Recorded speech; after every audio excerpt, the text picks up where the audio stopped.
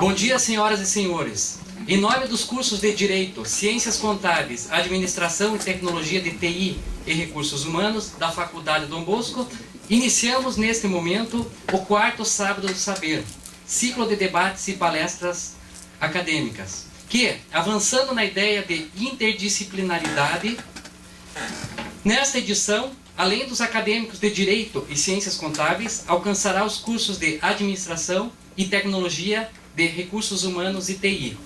Pretendemos, no próximo Sábado do Saber, trazer o pessoal de Psicologia. Na primeira parte, a professora Cláudia Fânio irá proferir a palestra O Sistema Político e Social da Alemanha. Após a conferência, haverá um intervalo de 15 minutos e, na segunda parte, fará debate com os alunos convidados Pamela Letícia Golnick, Gesla Weng Reis, Jonathan Lima Roller, Larissa Cavalcante Bileski e Thiago Rabito, seguido de perguntas da plateia. Informamos que as listas de presença serão liberadas a partir do intervalo no balcão das secretarias.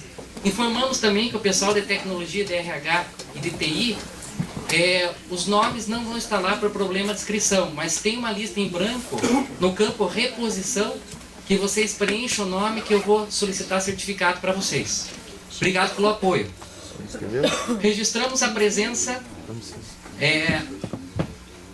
das seguintes convidados: Andréa Afânio, irmã da Cláudia; Lídia Kubrak, mãe da Cláudia; Vilmar Tiqueleiro e Vilmar Tiqueleiro; José Antônio Sarria, e agradeço aos demais presentes. Agradecemos aos acadêmicos que integram a organização do evento. Esse evento está sendo organizado não por mim, mas por vocês. Eu agradeço muito a equipe de apoio que está me ajudando. Tenho certeza que sem o apoio de vocês, a realização desse evento seria impossível. Saudamos de forma especial acadêmicos, professores, funcionários da faculdade, principalmente as meninas da secretaria, que me ajudaram muito, e a comunidade aqui presente. Como tema de hoje, nós temos a Alemanha. É interessante observar que este país sempre teve o maior carinho pelo Brasil. Não somente pela imigração alemã do Brasil, mas por outros laços culturais que nos unem através do direito, das artes, da música, da literatura e de outros saberes que herdamos da comunidade germânica. Este grande respeito e simpatia pelo Brasil, eu tive a felicidade de constatar no dia 12 de outubro de 2013, quando recebemos em São Bento do Sul a visita e apresentação da Orquestra Sinfônica de Langenhaga, próximo de Hannover, de uma cidade homônima próximo de Hamburgo, na Alemanha. Essa orquestra, lá em São Bento do Sul, ela foi fazer a apresentação dela, e a primeira música que ela tocou foi o hino nacional brasileiro, para homenagear o Brasil. Isso eu acho muito gratificante. Uma orquestra alemã visitando o Brasil e tocando o hino brasileiro, por primeiro. E justamente para estreitarmos esse laço, convidamos a todos para ouvir o hino nacional brasileiro, o hino da Alemanha e o hino da Europa, executado exatamente pela Sinfônica de Langenhaga, que eu tive a felicidade de filmar nessa ocasião.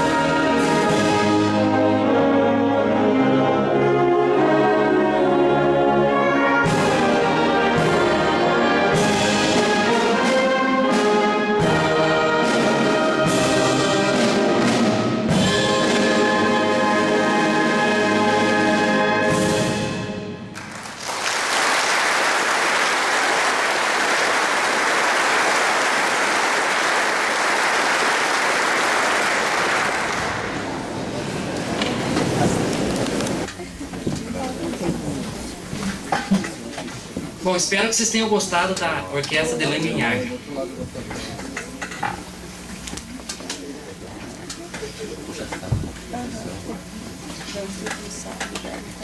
Agora, dando as boas-vindas para a professora Cláudia Fani, eu vou trazer o currículo da professora Cláudia. A professora Cláudia é mestre em Direito pela Universidade Federal do Paraná. Ela é graduada em Direito pela Faculdade de Direito de Curitiba e em Filosofia pela Pontifícia Universidade Católica do Paraná. Ela também é assessora jurídica do Tribunal Regional Eleitoral. Ela atua nas áreas de Direito Constitucional Comparado, Direito Eleitoral, Direito Internacional Público, Filosofia do Direito e Teoria do Estado. A Cláudia, após uma convivência de 7 anos na Alemanha, ela vem especialmente para contar a experiência acadêmica e cultural que ela teve na Alemanha. Então, com a palavra, a professora Cláudia Fani para proferir a palestra intitulada de O Sistema Político e Social da Alemanha. Guten Tag.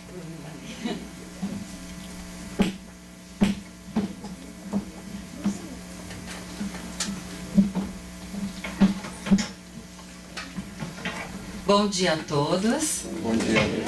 Estou muito feliz de estar aqui podendo compartilhar com vocês a minha vivência, o meu período de vida que eu estive na Alemanha. Quero parabenizar o professor pela idealização e coordenação desse evento tão importante nessa universidade. Quero agradecer a gentileza pelo convite feito pelo professor para eu estar aqui. Quero agradecer a gentileza de vocês estarem aqui e também a gentileza de me ouvirem. Quero cumprimentar o diretor da Faculdade Dom Bosco, o professor José Capito, o coordenador do curso de Direito, o professor Robson Luiz Santiago, a coordenadora do curso de Ciências Contábeis, a professora Regina Suoto Chipansky, a coordenadora do curso de Administração, professora Adriana François Wagner, a coordenadora do curso de Tecnologia da Informação e Recursos Humanos, professora Maria Tancão Curston. Nosso tema é o sistema político e social da Alemanha. E qual que é a importância desse tema? Eu poderia falar para vocês vários motivos. O primeiro motivo seria o conhecimento, ou seja, nós teríamos oportunidade nessa manhã de conhecermos um pouco uma outra sociedade. E para que serve esse conhecimento? Como todo conhecimento, ele nos ajuda a pensar a sociedade que vivemos. Assim podemos agir melhor nele. O segundo motivo que poderia dar para vocês é a cultura. E o que é ter cultura? Cultura é sabermos o que nós, seres humanos, já fizemos, já pensamos, já realizamos. Com isso, nós teremos condições de saber como uma outra sociedade resolveu as suas questões. E quem sabe, poderemos usar essas soluções para a nossa sociedade. E o terceiro motivo que eu poderia dar para vocês seria a ciência. Nós estamos aqui num lugar muito especial, uma faculdade. E vocês estão aqui não somente para serem bons profissionais, mas para serem cientistas também. E todo cientista tem que conhecer uma outra sociedade, uma outra cultura. Assim, vocês terão mais subsídios para contribuírem para áreas de vocês. Seja no direito, ciências contábeis, administração, tecnologia da informação ou de recursos humanos. Aliás, quantos cientistas de direito nós temos aqui nessa manhã, por favor? Muitos. O pessoal de direito acordou cedo. O pessoal de ciências contábeis, administração, tecnologia da informação, tecnologia de recursos humanos. Aí esses já é mais difícil de acordar cedo. Estava falando aqui com eles que falar da Alemanha em Curitiba é muito bom porque a gente já se sente no clima, né? O clima curitibano nos faz nos sentir na Alemanha. Então vamos começar a nossa viagem pela Alemanha. Nosso tema será dividido em 3 partes. Primeiro, vamos ter algumas informações básicas e importantes sobre a Alemanha. Depois nós vamos falar sobre o sistema político e, por fim, o sistema social. A Alemanha está localizada numa posição muito interessante, no centro da Europa. Ela possui, no total, ela tem 9 fronteiras: Dinamarca, Holanda, Bélgica, Luxemburgo, França, aqui tem a Suíça, que não está aparecendo no vídeo, República Tcheca e Polônia. Ela tem um território total de 357 mil quilômetros quadrados. Vocês conseguem percorrer de norte a sul por 876 quilômetros e de leste a oeste por 640 quilômetros. Só a título de comparação, nós sabemos que daqui de Curitiba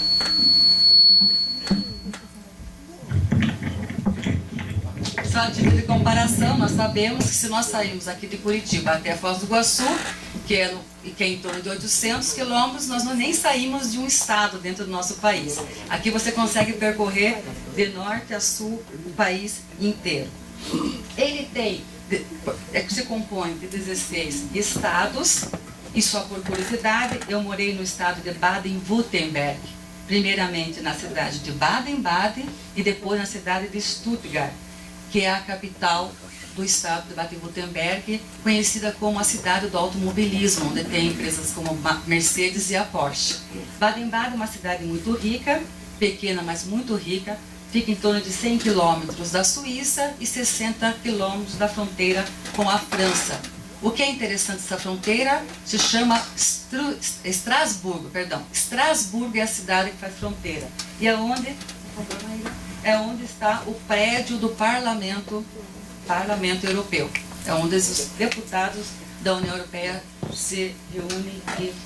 Eu tive uma oportunidade, um dia foi o Dia do Cidadão, e nós podemos visitar todo esse prédio. Então fica do lado, fronteira, onde já morava, que era do Baden-Baden, como eu falei para vocês.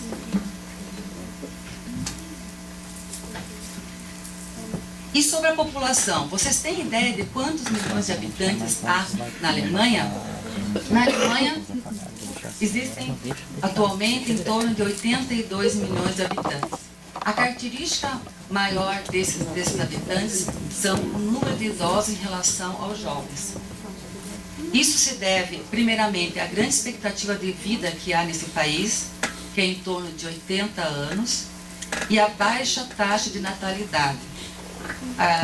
Se não me engano, a última pesquisa que eu tinha visto é um dos países que menos há nascimentos no mundo. Realmente os alemães não optam em ter filhos. Isso nós vamos voltar a esse assunto na parte do sistema social, que repercute em várias situações na vida desse país.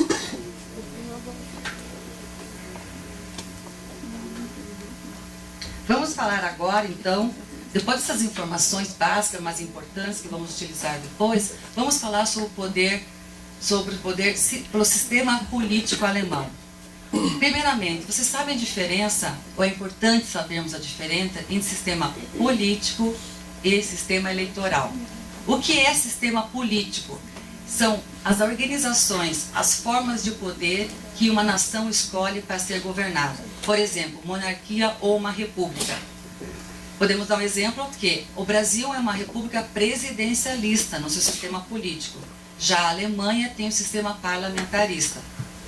Já o sistema eleitoral diz respeito a como essas pessoas que vão comandar esse país são escolhidas. Sistema majoritário, sistema proporcional, voto direto ou indireto. Vamos ao sistema político alemão. Exatamente igual ao Brasil, ele se divide em 3 poderes: o poder executivo, o poder legislativo e o poder judiciário.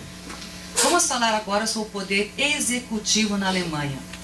Na Alemanha, o principal cargo se chama Chanceler Federal, em alemão Bundeskanzler, e os ministros, que hoje é em torno de 16 ministros na Alemanha.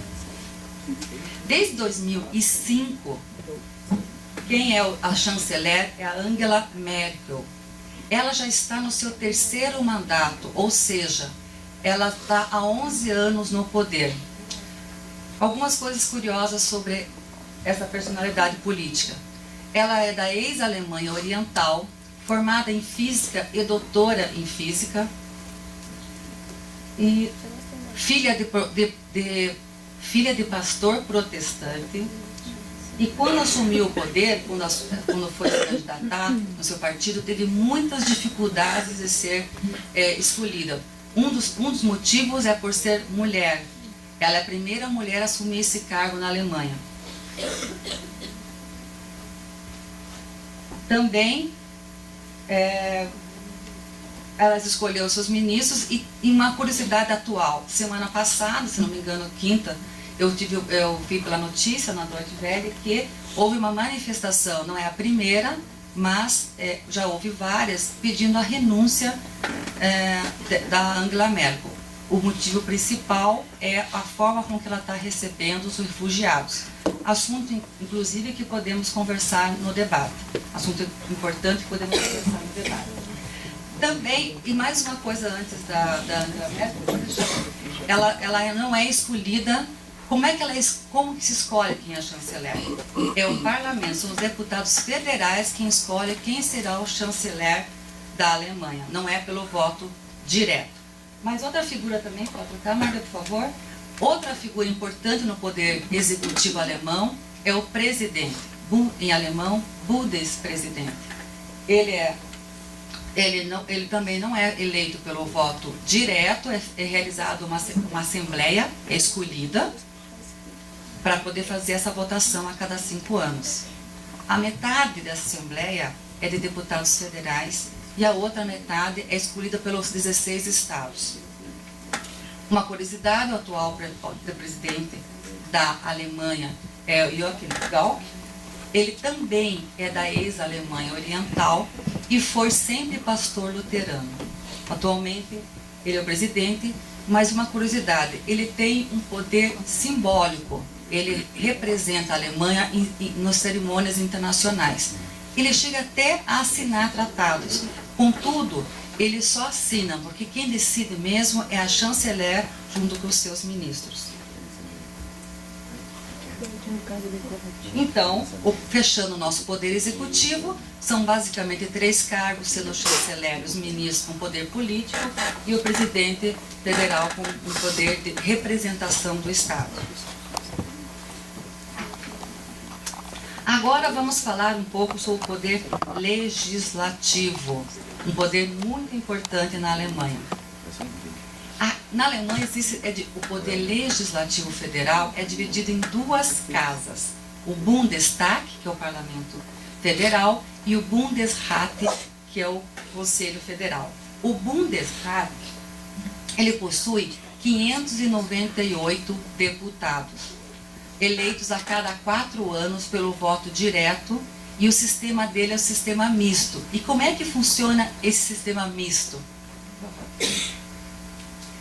A Alemanha é dividida em 299 distritos eleitorais. 299 mais 299 dá 598. Por questões de cálculos, às vezes fica um pouco mais de deputados, é flexível. Mas o importante é que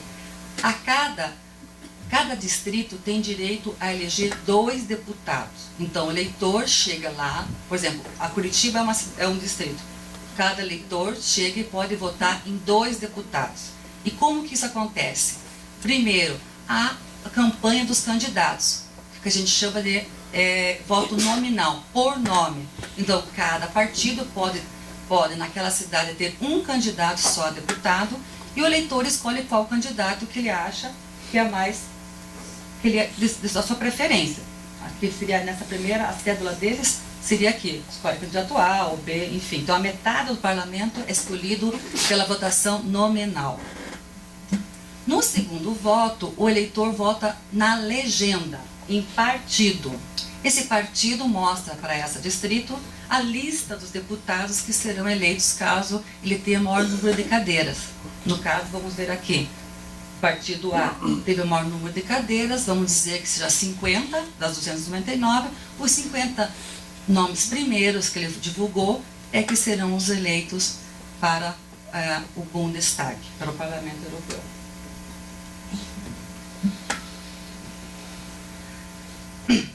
Uma característica importante na Alemanha é que existe a cláusula de barreira.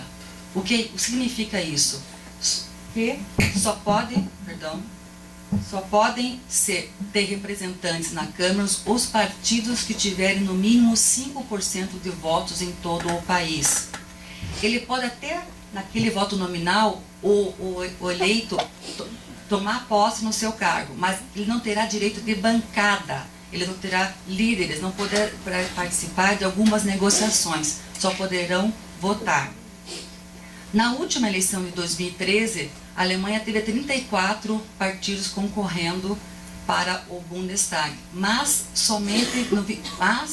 29 não alcançaram a cláusula de barreira.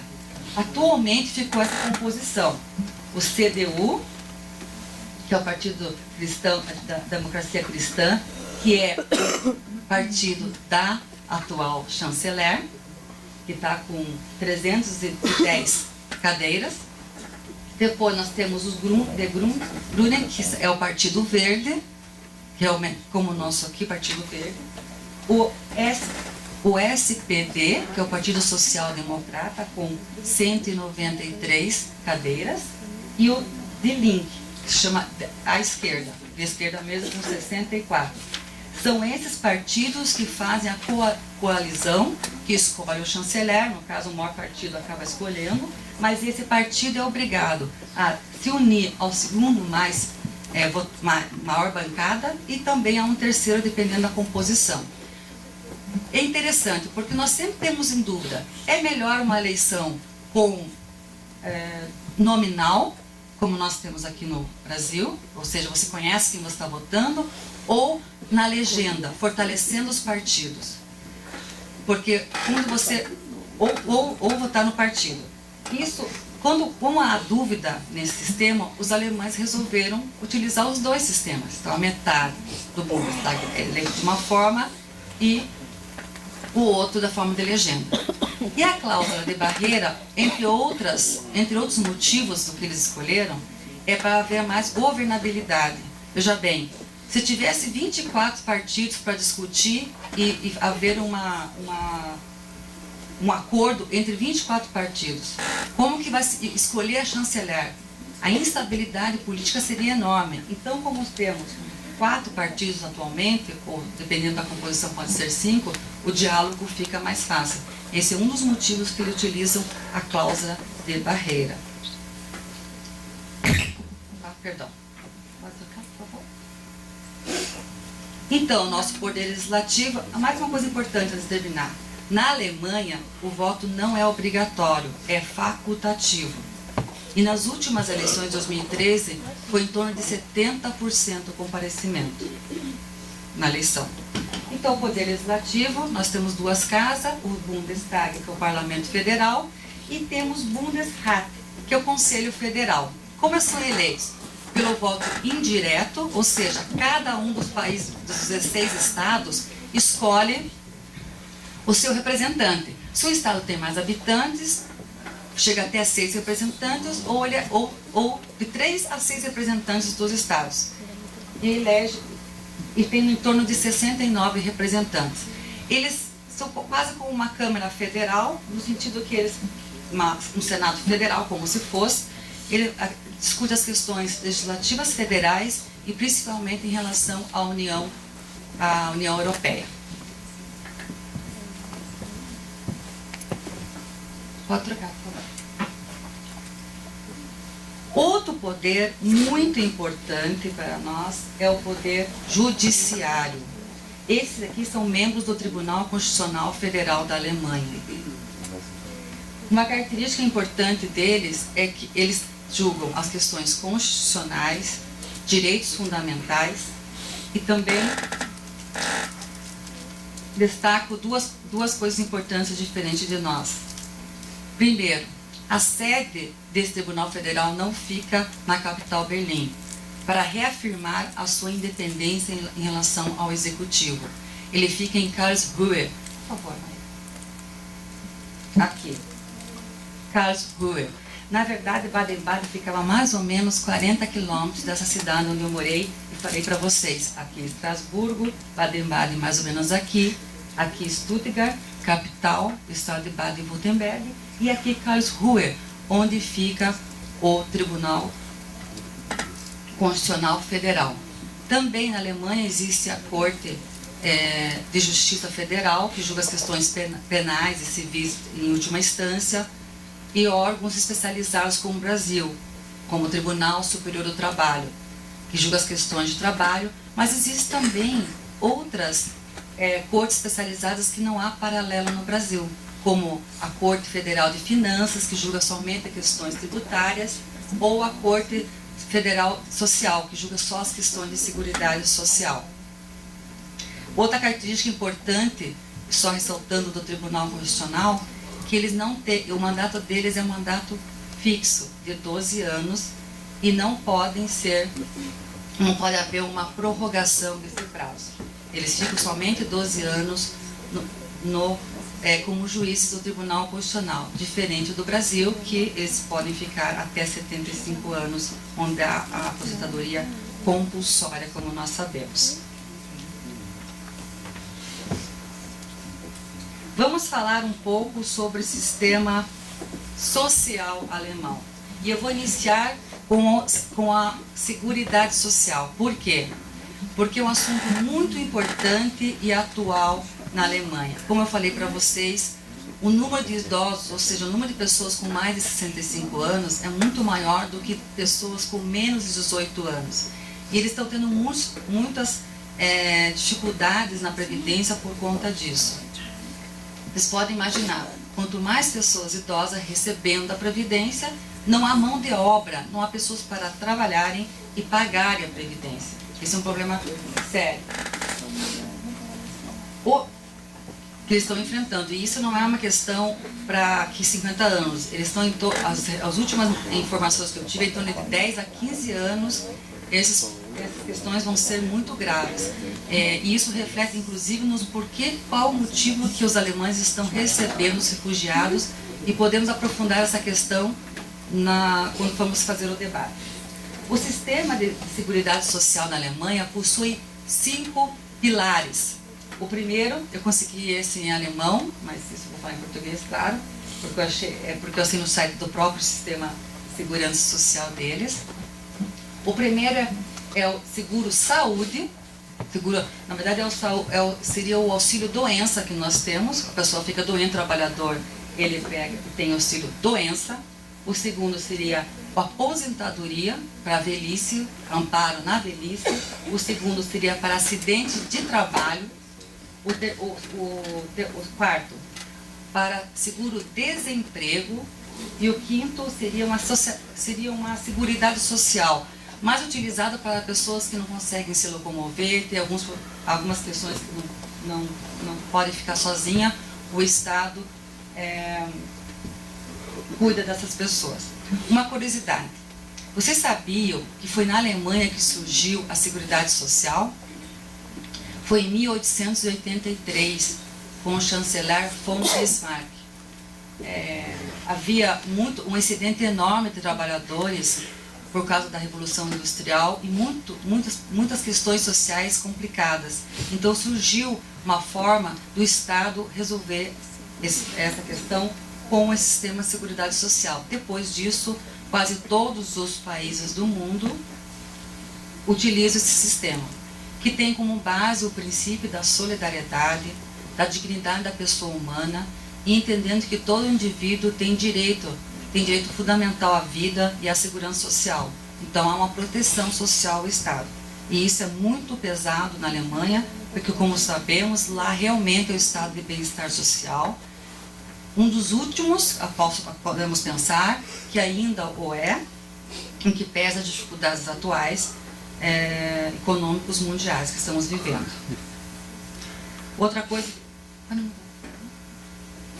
Outro aspecto interessante que eu queria ressaltar para vocês é a religião. Como todo mundo sabe, a Alemanha é onde nasceu a religião protestante, e é a casa da religião protestante, e eu vou botar para vocês mais ou menos como é a distribuição. É em torno de 34% são católicos, 34% são protestantes, 4% muçulmanos, se declaram muçulmanos, e 28% não afiliados a nenhuma religião. O número é muito grande, vocês não acharam? 28%? Eu posso sugerir alguns motivos por quê. Um pouco de especulação, ok? Um dos motivos é porque quando você vai morar na Alemanha, seja cidadão alemão ou estrangeiro, a primeira coisa que você tem que fazer, ou mesmo que você mude de casa na mesma cidade, você tem que se dirigir à prefeitura e registrar os seus dados completos e principalmente o seu endereço. Todo mundo, o governo tem que te encontrar para todos os fins, em qualquer situação. Quando você vai fazer esse registro, você tem que dizer se você é católico, ateu ou protestante, por exemplo, ou muçulmano. Só que na Alemanha, se você falar que é protestante ou católico, você paga o imposto no imposto de renda. O próprio Estado já vai fazer esse desconto. Então, eu conheço casas de estrangeiros que afirmam, no momento que são ateus, justamente para não pagar o imposto. Então, esse índice, já podemos, especulação. Isso é uma coisa prática que eu vi, ou seja, nessa especulação no sentido que eu vi, mas assim, o grande número de ateus ou não afiliados pode ser por conta disso, para não pagar imposto, ou também por questões religiosas, que o mundo está mudando muito. Mas esse é um detalhe importante para vocês saberem que esse registro na Alemanha. E também a questão da religião, eu queria ressaltar para vocês, porque o filósofo alemão Max Weber, ele atribui, em 1905, ele atribuiu a forma que os alemães gostam muito de trabalhar, de economizar, ou a sua própria disciplina, ele atribuiu à ética protestante. Então, quando eu destaquei que a chanceler, o presidente, ou mesmo agora o grande número de protestantes na Alemanha, é um dado muito importante quando você vai analisar uma sociedade. Como que é a linha meta do pensamento que se predomina, inclusive, principalmente o religioso, que na Alemanha também é muito forte.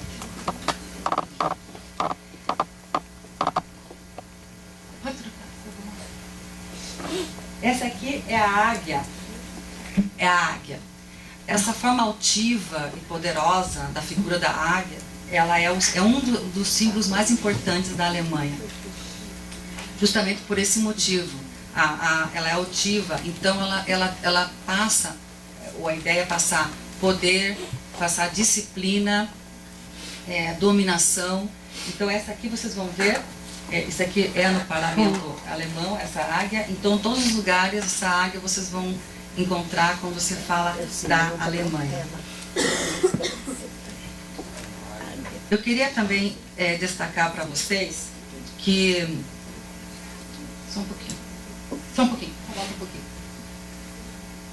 Eu queria destacar para vocês e passar essas linhas gerais sobre o sistema político, informações, sistema social da Alemanha, de forma bem geral, para instigá-los para nosso debate. Porque podemos aprofundar questões que são muito importantes hoje, nesse mundo com tantas mudanças. E só queria destacar o seguinte, o conhecimento da política e a participação da política em um mundo em ebulição é fundamental, principalmente para vocês que são jovens e serão os herdeiros desse momento político. E o que é a política? Política é o talento, é a capacidade de negociação, de acordos. E quando eu falo política, eu não estou falando politicagem, eu estou falando política, no melhor termo da palavra. Só o ser humano faz, nada mais humano do que política. E nós devemos ter essa arte do acordo. Quando a gente fala em crise política, o que é? É a falta de acordo, é a falta de habilidade, é a falta de vontade, e em outros termos, de todas as partes. Então isso é muito importante, porque senão, como disse Platão, não há nada de errado com aqueles que não gostam de política. Simplesmente serão governados por aqueles que gostam. Nós não vamos deixar isso acontecer com a gente. Muito obrigada.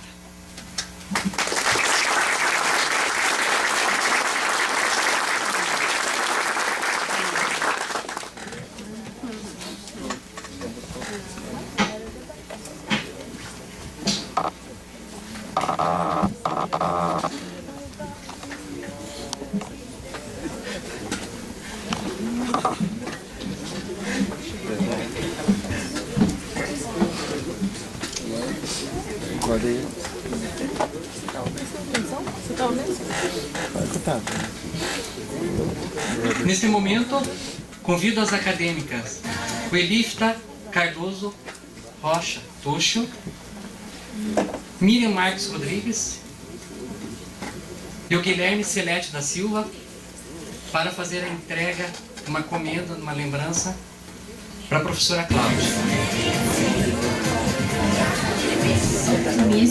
Optimismus heißt die Lebensmedizin. Ja, wir wissen, Optimismus liegt die großen Sachen hin. Doch ein bisschen Optimismus ist der erste Schritt ins Glück. Wo irgendwo Wolken sind, da schaust du immer hin. Das Wissen färbt den Himmel blau. Sehr schön ist die Nur, so wie die Sonne nur. Genieß den Leben, das ist schlau. Lieber Professor Cláudia, wir wissen, dass eine der Markenzeichen deiner Persönlichkeit Optimismus ist. So testen wir in Mai Weißkircher Musik Optimismus auf Musikfeld und Marine, deren Texte nur deklamieren. Otimismo, otimismo, chamado de medicina vida. Sim, nós sabemos, o otimismo é o maior presente para darmos ao outro. Mas um pouco de otimismo é o primeiro passo para a felicidade. As nuvens escuras passam, para que você pense como a vida será melhor para a frente. E imagine como será o céu azul. Procure bons tempos, assim como o relógio de sol. Aproveite sua vida e sua inteligência. Querida professora Cláudia, sabemos que uma das suas marcas de personalidade é o otimismo. Assim, presenteamos com a letra da música Bárbara, Otimismo, de Zígrid de Marina, cuja letra acabamos de declamar. Obrigada.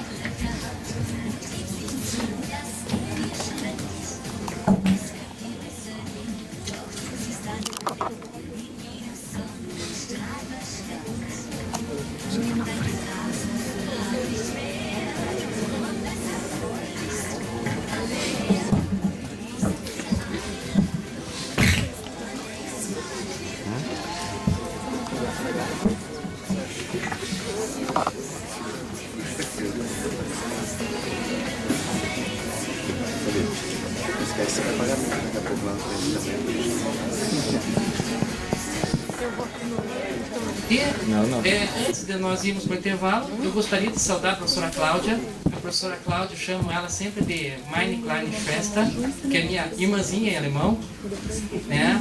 Faz muito tempo, não faz muitos anos que a Cláudia é muito nova. Então, que nós conhecemos, né? E a Cláudia é muito querida, ela é uma amiga do coração, né? Tivemos a oportunidade de tomar um chopp na Alemanha, né? E a Cláudia, ela está voltando para o Brasil e nada como presenteá-lo com vocês que estão prestigiando esse evento, vocês estão se qualificando, vocês estão abrindo mão da sua família, alguns estão faltando trabalho para aprender um pouquinho sobre a Alemanha. Então, agradeço muito para vocês que estão aqui, agradeço muito mesmo, tá? E convido vocês para daqui 15 minutos participar de um debate com a professora Cláudia, com os convidados. Depois ela vai abrir as perguntas ao público para todos participarem. E convido vocês para fazer um lanche nos 15 minutos aqui. Infelizmente eu não posso fornecer um lanche, mas convido vocês para um breve descanso. Ok? Guten Tag, professora Cláudia. Hoje estamos aqui no quarto sábado do saber. Como vemos, as 250 vagas estão preenchidas e também percebemos o grande interesse dos alunos pela palestra ministrada. E eu gostaria de saber, como você enxerga os universitários na formação das lideranças políticas? eu vejo como uma muito positiva. Acredito eu que realmente no Brasil os jovens estão participando cada vez mais, principalmente porque, diferente da minha geração, nós chamamos de filho da ditadura, ou seja, não tivemos um estímulo para participar. Vocês, na idade que estão, eles têm mais estímulos e mais informações via internet, então é muito, muito positivo o que está acontecendo atualmente. E como você poderia traçar o perfil da participação e interesse político dos jovens alemães e brasileiros? Pelo que eu tenho visto, eu estou há algum tempo fora do país, é similar à participação dos jovens na Alemanha e aqui no Brasil. Eu já visto as grandes mudanças e as questões que a Alemanha está enfrentando, como os refugiados e outros motivos, ou seja, os jovens estão sendo chamados a participar, bem como nós, com nossos problemas atuais aqui. Então, também vejo muito similar à participação dos jovens, tanto na Alemanha como no Brasil. E qual seria a importância, assim, para você em eventos como o Sábado do Saber? A relevância que você vê para a formação acadêmica de eventos como esse? A relevância é muito grande. Por quê? Como acabei de falar, o mundo está em mudança. Nós precisamos de espaços como esses para podermos discutir as questões atuais. E isso é muito importante. Olha, muitos jovens aqui no sábado pela manhã discutindo um assunto tão importante, conhecendo como uma outra sociedade se organiza, como uma outra sociedade resolve os seus desafios e como nós podemos, com tudo isso, resolver as nossas questões aqui nacionais. Muito obrigada, professora Cláudia. Desejamos muito sucesso para você. Thalita Nogari para o Sábado do Saber. Foi.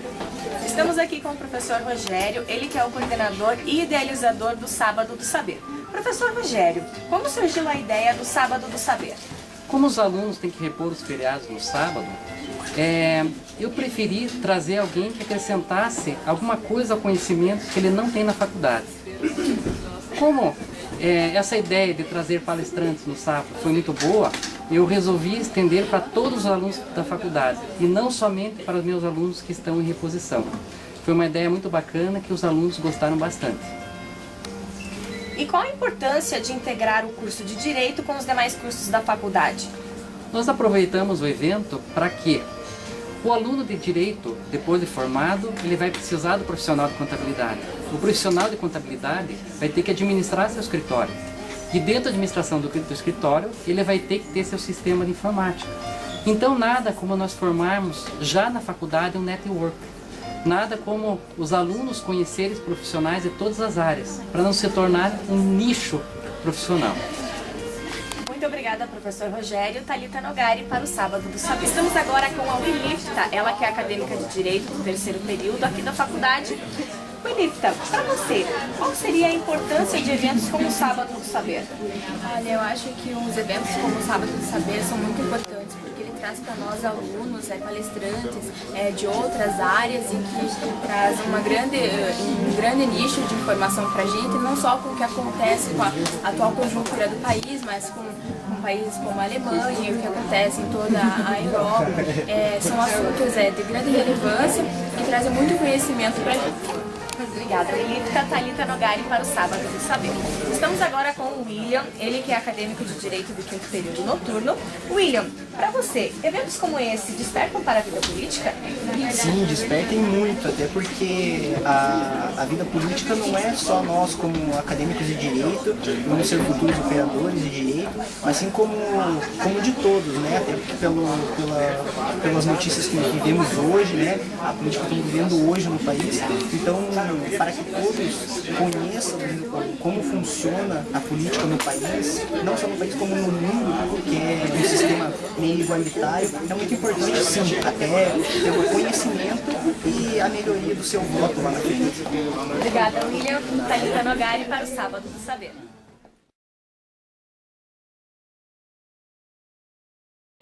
A Pâmela de Direito, Jonathan Lima Rola, representando o curso de representando o curso de administração. Desculpa aqui, eu em alemão. A acadêmica Larissa Cavalcante Pileski, do curso de Direito, e o aluno do curso de Direito, Tiago Rabito.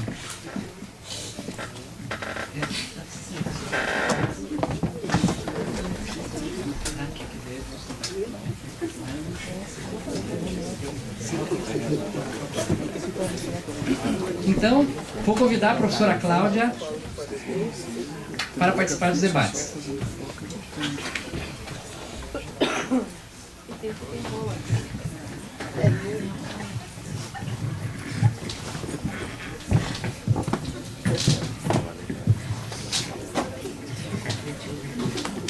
Eu convido a acadêmica Pamela, do curso de Direito, para formular a primeira pergunta da professora Cláudia. Bom, boa noite a todos. Bom dia. Bom dia a todos. Eu queria agradecer ao professor Borges por ter tido a iniciativa de fazer o Sábado do Saber. Acho que eu tive a oportunidade de vir no primeiro que ele fez. E já vi a diferença de gente que tinha no primeiro e para hoje. Agradecer a presença da Cláudia, que o professor comentou bastante de você nas aulas. E foi das boas. E eu queria, assim, saber a sua opinião a respeito Primeiro eu vou falar um pouquinho, depois eu faço a pergunta, então. É assim, quando você fala do... Olha, falta agora também. Quando você explicou a diferença do sistema político e eleitoral da Alemanha, a gente começa a fazer uma comparação com o sistema brasileiro. E a gente percebe a diferença que existe nos dois, e a diferença é enorme. E no momento o Brasil está passando por uma, talvez, crise política ou crise econômica, eu não sei ao certo, mas a gente começa a ver a diferença e começa a comparar devido a essa situação que a gente vive hoje. E, assim, outra coisa que a gente percebe também é que no Brasil a gente não tem essa importância de saber que a gente que decide o futuro do nosso Brasil, do nosso país, que o voto, direito ao voto, direito à escolha de representantes está com a gente. É diferente um pouco da Alemanha, que é mais parlamentarismo, né? Não é tão direto ao povo, e no Brasil é mais direto. Então a responsabilidade está mais no povo no Brasil do que no povo da Alemanha. E a gente ainda não consegue entender essa importância que nós temos, a nossa responsabilidade. E quando eu comparo a Alemanha, que é um exemplo, e a gente começa a enxergar o Brasil com os olhos assim da Alemanha, a gente percebe que não é tão parecida. A diferença é enorme, mas eu acho ainda que o brasileiro ainda tem a responsabilidade dos governantes está mais para o povo brasileiro do que o povo alemão.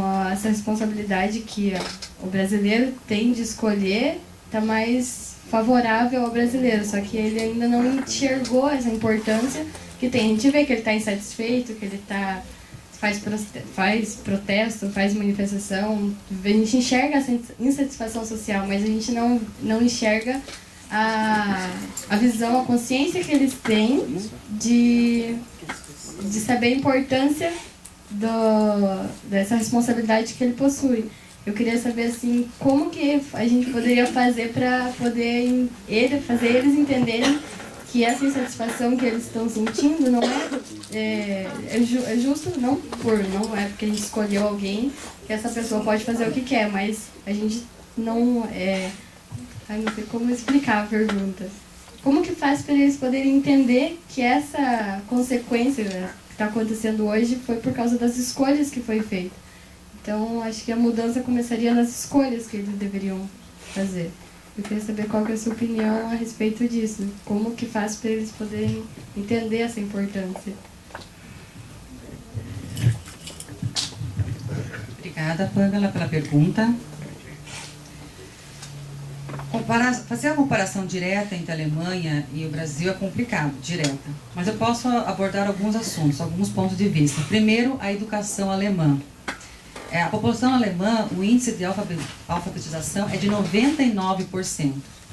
E é comum nas cidades, na minha cidade que era pequena, a primeira, Baden-Baden, você encontrar os alunos de 9, 10 anos percorrendo a cidade em forma de gincana. Ou seja, eles tinham que saber onde era cada rua, cada farmácia, cada local. Eles dominam, eles vivem no local onde eles moram. Eles não simplesmente não têm... Você pode ver hoje em dia, se for comparar ao Brasil, os nossos condomínios fechados, as crianças nem sabem o nome da rua, muito menos onde fica, enfim, eles não dominam, eles não se sentem, eles não pertencem àquele lugar. Então não vão lutar para aquele lugar ser melhor.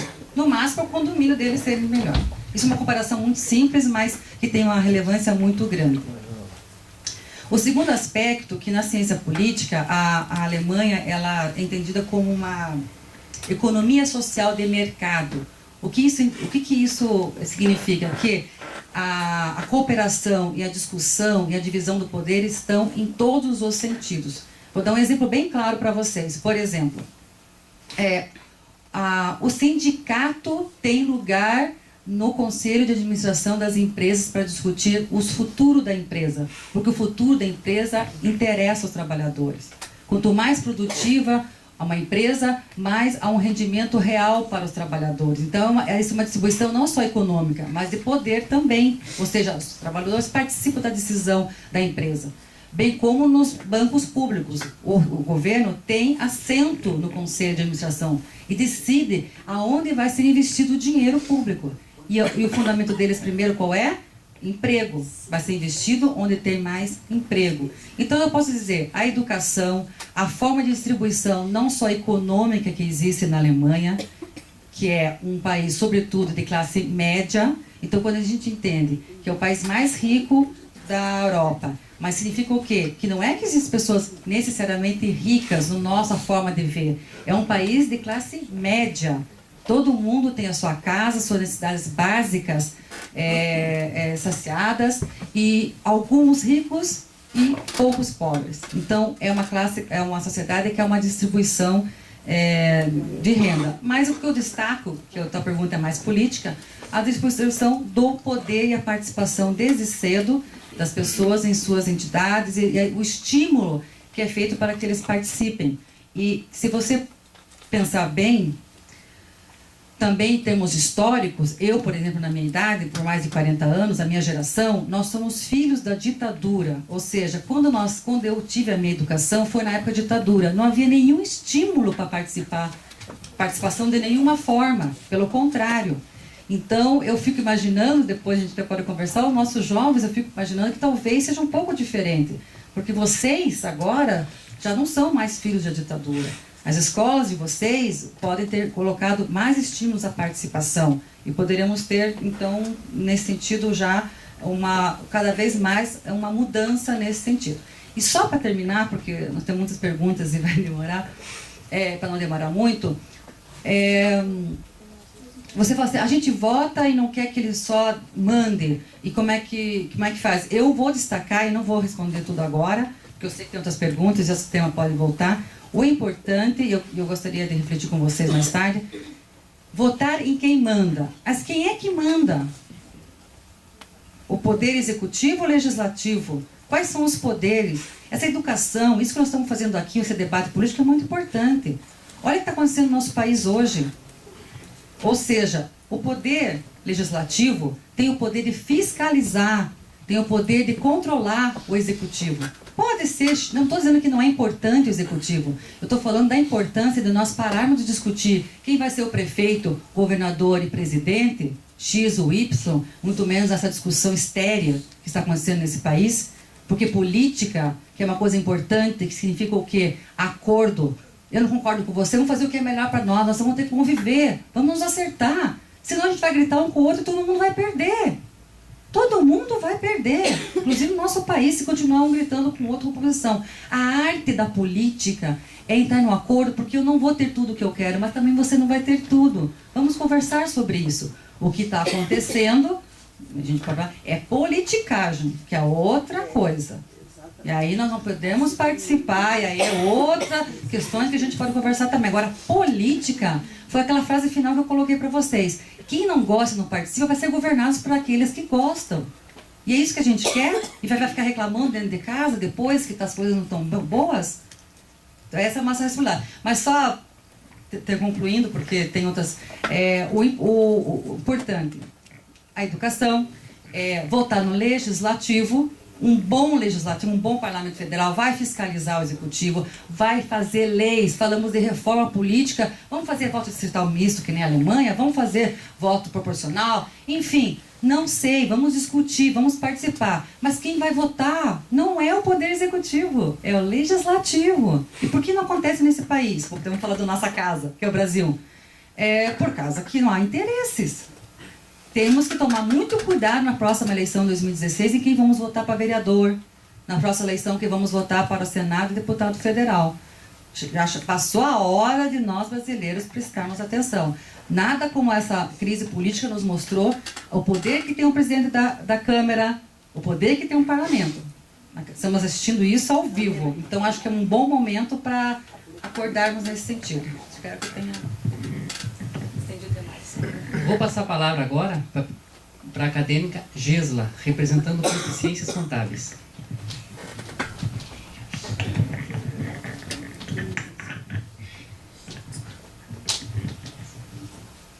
Bom, primeiramente eu agradeço essa oportunidade, principalmente representando aqui a turma de Ciências Contábeis, que normalmente não participa muito desse tipo de questão, mas como a professora mesmo acabou informando agora, se a gente não acordar e se a gente deixar para os outros mandarem, eu também não vou ter o direito depois de querer acusar ou julgar ninguém. Professora, minha pergunta é bem sucinta. Primeiro, porque eu teria mais, mas não sei quanto tempo a gente vai ter. Como é vista a função do contador na Alemanha? Responsabilidades, no geral, de modo geral.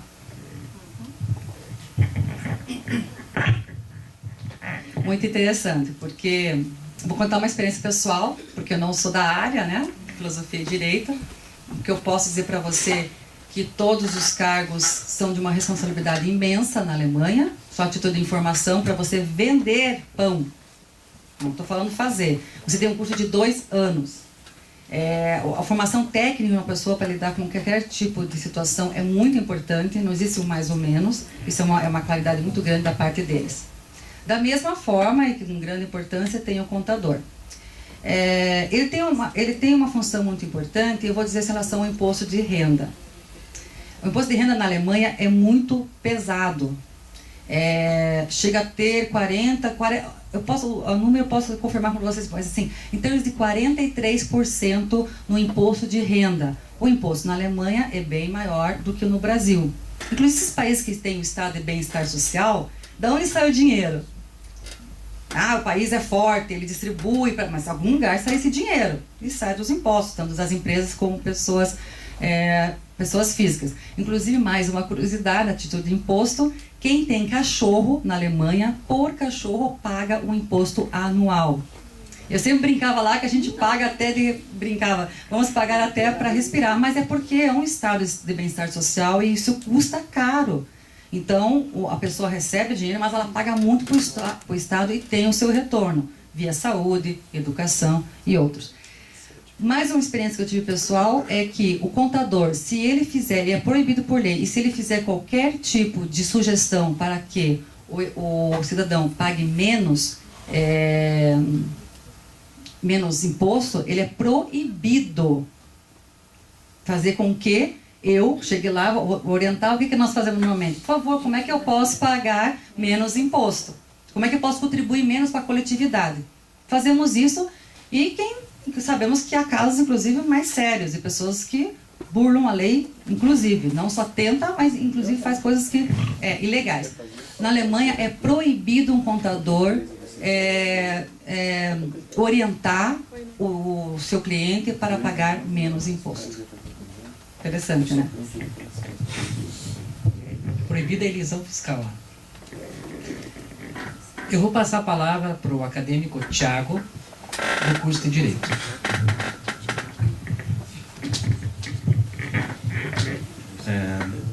A minha pergunta é a questão mais de filosofia, que você tinha colocado a questão da religião, do protestante.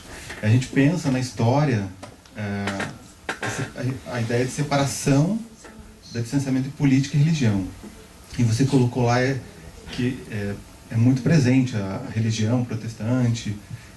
Eu queria saber como que realmente isso acontece, assim, se é uma coisa realmente boa, porque a princípio, não sei se é isso que dá estabilidade, o que causa a religião no sistema político e social também da Alemanha.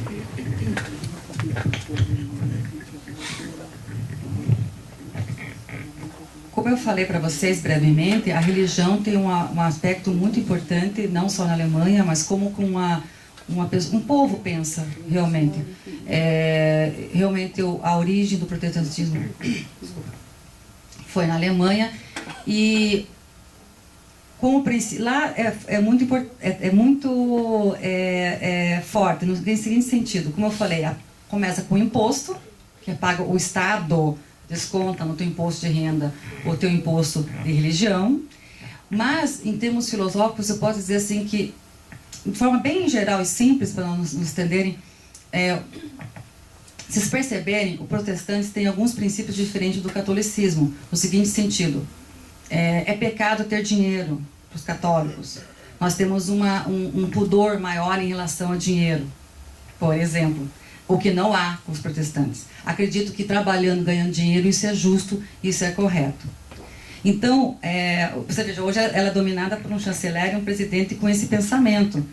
E também, eu queria só lembrar vocês que, vou ser um pouco bem geral, para não criar... eu não quero também dizer se é bom ou ruim, porque seria um juízo de valor. Aí a gente pode discutir, você pode achar bom ou ruim, em que aspecto, em que bom que isso como isso é bom ou ruim, em que aspecto? Isso é muito relativo, sem juízo de valor. Mas se vocês pensarem que países como os Estados Unidos, que sobretudo é protestante e judeus, Alemanha, grande parte protestante, e bem como os países do norte, tem uma economia mais forte. Países que não estão tão bem em relação à economia, pega Portugal, Espanha e toda a América Latina, é católica.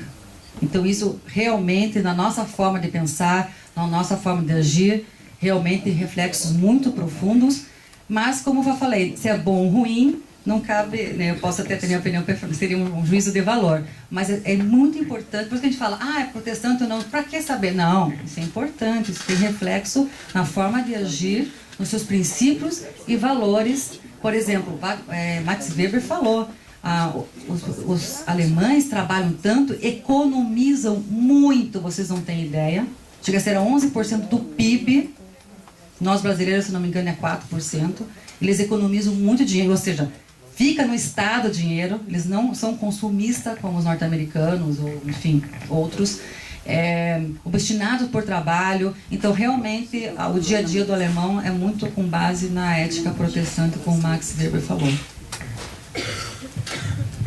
Eu vou passar a palavra agora para o Jonathan, que é representante do curso de administração.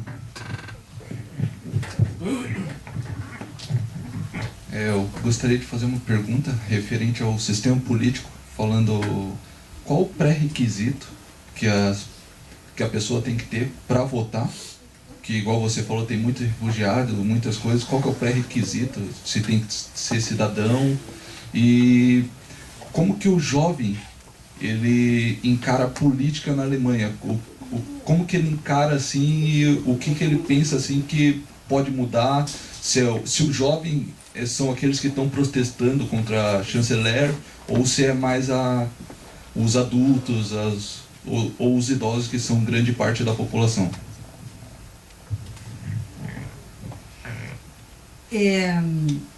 Quem está protestando, sobretudo, acho que são uma geração um pouco mais velha, não são os jovens. Os jovens, é interessante, porque não só como o Brasil, a Alemanha também está tendo muitas mudanças. Nós sabemos que a Europa está em crise desde 2008. A Alemanha segurando o euro, sabemos os problemas graves em vários países da União Europeia. Os jovens, eles são muito mais abertos aos imigrantes. Se fala com um jovem de 20 a 30 anos, todos eles são a favor. Eles acham que isso pode melhorar, resolver a questão deles sobre a seguridade social, ou seja, quais os refugiados que estão indo para a Alemanha? Não são os refugiados pobres, esses estão morrendo na Síria. Quem tem condições de pagar para chegar, mesmo morrendo no meio do caminho, mesmo com toda a precariedade que nós conseguimos ver na televisão, são os refugiados de classe média, ou seja, eles já têm alguma qualificação profissional. Às vezes pode ser um engenheiro, um contador, então esses estão sendo utilizados para mão de obra, eles estão tendo aulas de alemão e vão se inserir no mercado de trabalho alemão. Os jovens veem isso de uma forma muito tranquila, são bastante abertos e acredito que eles têm o grande desafio de serem em menos número de pessoas e vão ter que reorganizar. O sistema político deles não é muito questionado, o sistema eleitoral e político. O que é questionado são os tipos de políticas atuais, sobretudo os refugiados. Mas os jovens em si, eles estão preocupados mais em mercado de trabalho, que é em torno de 6,9% do desemprego, porque tudo é feito para que não haja desemprego, nem que diminui salário por mês, é bem mais flexível. Ele trabalha menos por semana, mas ganha salário menor, mas não há desemprego. Pode até haver uma diminuição do poder aquisitivo, mas eles tomam cuidado porque todo mundo tem o seu emprego. Então, as questões do euro, que eles foram muito contra essa geração, a geração mais velha, perdão. Estou falando, contra o euro e agora eles estão tendo que bancar o euro, embora seja uma forma de empréstimo, mas é uma discussão lá incrível, daí está cheio de jovens gregos. É muito triste, eu já tive amizade com gregos e espanhóis, portugueses, enfim. E essa é uma das vantagens de a gente estar na Europa, né? Não só conhecer outra cultura, mas como é tudo pequeno, como a gente viu o território, você conhece muita gente, mas eles não têm. Por exemplo, a Grécia em 40 anos não tem mais espaço para jovens.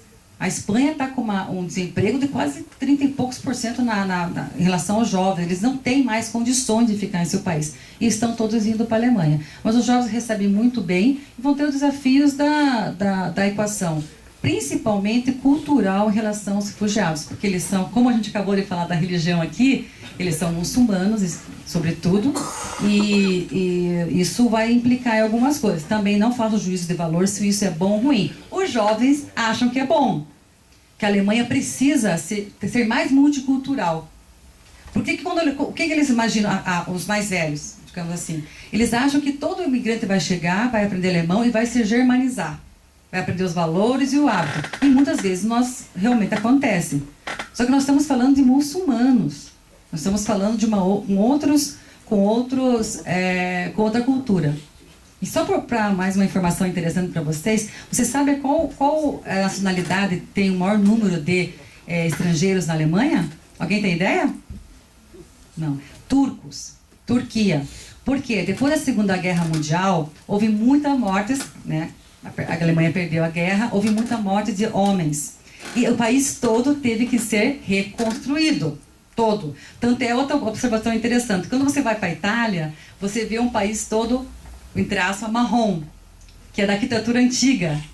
Quando você vai para a Alemanha, você encontra um país já muito branco, porque ele foi reconstruído, é um país reconstruído. Então, houve uma imigração forte. Os turcos foram chamados para trabalharem na Alemanha. Só que eles são também, grande parte, muçulmanos. Então, você percebe entre eles, no mercado, quando eu ia, ou em lugar, você percebe que eles vivem entre eles. Eles não estão exatamente integrados na sociedade. Mas os jovens alemães veem isso como uma coisa positiva, que o multiculturalismo é importante para a Alemanha também. Agora eu vou passar a palavra para a aluna Larissa, do curso de Direito. Bom dia. Bom, eu tenho muitas perguntas para fazer, é difícil. Acho que tá funcionando. É difícil centralizar numa pergunta só. Eu queria fazer a respeito da cultura, das minorias, essa questão da imigração, como que está sendo vista. Você explicou já bastante, mas eu queria saber também sobre a diferença de gênero também. O salário da mulher é diferente do homem lá, como funciona isso. A questão da religião, por exemplo, você centralizou bastante na religião católica, na protestante e na muçulmana. Eu queria saber se existem outros tipos de religião e como eles lidam com isso. Porque o histórico da Alemanha é um país assim, muito preconceituoso por tudo que a gente estuda mesmo aqui no Brasil. E eu queria saber como está sendo reformado isso com as mudanças na sociedade e tudo. E acho que é isso. Bem lembrado a questão das mulheres. como eu falei, a maior autoridade, no caso a Alemanha, é uma mulher, a Angela Merkel, teve suas dificuldades também de pegar o poder. Mas é interessante que, diferente do Brasil, eu vejo no ministério alemão e todos os outros cargos menores, um grande número de mulheres participando da política. Em que pese as mulheres ainda continuam, como todo mundo, com suas dificuldades, com o seu papel na sociedade. Por exemplo, até 6 anos de idade, a mãe tem que achar um kindergarten, que eles chamam, que é um jardim de infância, que tem vários que se oferecem na Alemanha. A partir de 6 anos, eles são obrigados a estarem no colégio. O que acontece com o maior número de mulheres que eu conheci? Elas trabalham meio período, enquanto a criança está nesse jardim de infância, e meio período ela trabalha. O que acontece com isso? Há um prejuízo profissional dessa mulher. E também não vou dizer o que é bom ou o que é ruim, porque a questão da mulher é uma outra discussão, seria um outro debate. Mas isso é muito... Eu fiquei impressionada. Quando eu fui lá, eu não imaginava só encontrar um país de pessoas ricas, com uma segurança enorme que existe, você se sente muito segura, um país com várias qualidades, transporte público fantástico. Mas eu imaginava uma igualdade maior também de gênero. E eu fiquei impressionada como isso não existe. Elas estão em casa. O que existe é assim, como é um país que não existe empregada doméstica, não existe. Ser mensalista não existe. E as poucas diarias que existem não são da Alemanha, são geralmente do leste europeu, muito Polônia, muito Rússia, enfim, de outras. E você consegue pagar no máximo 5, 6 horas por semana para fazer o serviço pesado. Quando você consegue pagar. Porque é muito, muito caro. Para você se sujeitar a fazer esse tipo de trabalho, a pessoa vai ter que pagar muito bem. Porque não tem a cultura do serviçal, como nós temos aqui. Nós tivemos a escravidão. Então a gente acha natural alguém que fica 8 horas na nossa casa trabalhando com um salário X. Para eles isso é não é igualdade, isso não existe na cabeça deles. Nem o alemão também trabalha na casa do outro. Mas o que acontece daí, voltando à questão da mulher, a mulher, o homem, a família toda tem que limpar a casa. Se não tem serviçal, todo mundo tem que ajudar. Então, com 4, 5 anos, a criança vai brincar e vai tirar o brinquedo dela daquele lugar. Porque a mãe e o pai não é serviçal e não existe serviçal. O marido vai chegar em casa, um vai lavar, um vai passar. Eles estão sempre trabalhando. O alemão, aquela semana, eles estão arrumando o jardim, porque não existe jardineiro, que é uma fortuna também. Eles estão o tempo todo trabalhando. E por quê? Porque não existem pessoas que vão fazer esse trabalho. E se existe, é muito caro. Você só contrata serviços extremamente especializados. Então, essa ajuda do marido em casa, ou a função do marido limpar a casa, ajudar, existe. Só que na hora do trabalho, na hora do filho, há uma divisão muito grande e há um grande prejuízo. O que se discute agora nas empresas é a cota. Por exemplo, tem tantos diretores, tanto tem que ser de mulheres e tanto tem que ser de homens. Muitos são contra e outros estão a favor. O que são contra, acham que isso é uma discriminação, porque aí é bom dizer que a mulher está lá só por ser mulher, não por ser competente. Então tem outra sugestão interessante. Tem que se criar mais estrutura para a mulher. Por exemplo, se a mulher vai ser diretora, então que a empresa que pague empregada, que pague um kindergarten bom para ela ficar o dia inteiro com a criança feliz, porque não é só o filho estar com alguém, é o filho estar bem. Ela tem que trabalhar, tem que ter a cabeça livre para poder trabalhar, né? Não adianta estar lá. Não, tá lá e tá bem. Então tem essas propostas também. Mas eu vou ser sincera, é essa diferença de gênero. Eu fiquei impressionada com um país como a Alemanha. Isso não existe ainda, algo meio... Em relação aos refugiados, depois eu posso complementar? Iniciativa para que isso mude, chegue a mudar. Porque assim, eu acho que o pai também tem a responsabilidade de cuidar do filho. E daí eles jogam, por exemplo, só para a mulher, como se a empresa fosse, sabe? Para mim tinha que ser dividido, na minha opinião. E não tem nenhum movimento social para lidar com preconceito. Eu destaco duas coisas. Não, primeiro a iniciativa, uma delas é a cota da empresa, mas seria mais para dar poder para as mulheres. Também vi um número grande de mulheres na política mais do que aqui. Não significa, não muito, mas bem mais que o Brasil, que nós não temos. Mas eu acho que é uma questão mundial mesmo e que elas têm um grande prejuízo na Alemanha. Não acho que há uma perspectiva diferente nesse sentido, não. Bom, esse evento eu procuro fazer bastante democrático. É um evento assim que eu quero incluir todos os alunos. Tem alunos que no sábado trabalham, tem alunos que não têm condições de estar aqui. e são loucos para fazer uma pergunta. Então, eu tomei a iniciativa de localizar 2 alunos que gostariam muito de fazer uma pergunta para a Cláudia, e a Thalita e o Johnny entrevistaram Obrigada esses pelas alunos. perguntas. Como eu havia já falado para vocês, a primeira pergunta foi sobre o Estado Social de Direito, né? Debate de Direito. Um sistema baseado na cooperação e no consenso. Como eu já falei para vocês sobre sindicatos nas empresas e o governo nos bancos, mas isso seria no sentido mais legal, que isso acontece, esse Estado Social. Vamos falar um pouco sobre a questão econômica. 95% da economia alemã é de empresas de pequeno porte, de médio e pequeno porte. O que significa? Eles têm como princípio não só otimizar o lucro para seus acionistas, mas eles têm sempre um plano de longo prazo, de qualificação pessoal, do pessoal que trabalha, que atua na sua empresa, e também tem um grande sentimento de responsabilidade. Então, é um país, você sabe que é o 3º país exportador do mundo, a Alemanha.